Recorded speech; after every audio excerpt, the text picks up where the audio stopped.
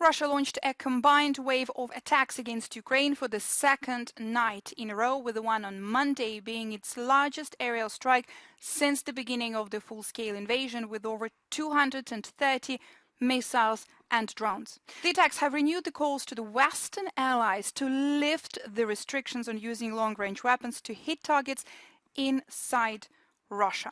If you want to defend these types of attacks effectively and also efficiently, you have to go after the shooter. You have to take those launchers that deploy these missile systems, and you cannot wait until they reach your airspace in order to counter them. The Institute for the Study of War says there are at least 250 military and paramilitary objects in Russia within the range of ATACMS missiles that the United States has provided Ukraine. It's now for the decision makers to really weigh those risks. Are you willing to take the risk that we indeed experience such a humanitarian disaster of unprecedented scale in Europe?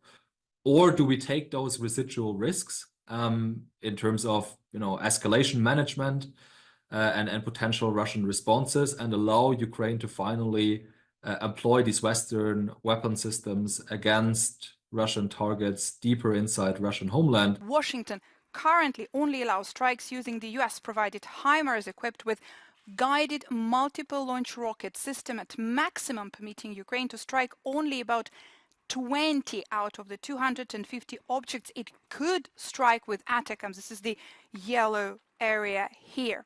Now, the Institute for the Study of War says Ukrainian forces do not have to strike every single Russian military and paramilitary object in Russia within the range of Western-provided weapons in order to start generating significant operational pressures on the Russian military. But lifting those restrictions would generate a serious Ukrainian long-range strike threat that would force a decision point on the Kremlin and likely prompt the Russian military command to significantly reconfigure assets throughout the deep rear to protect against Ukrainian strikes.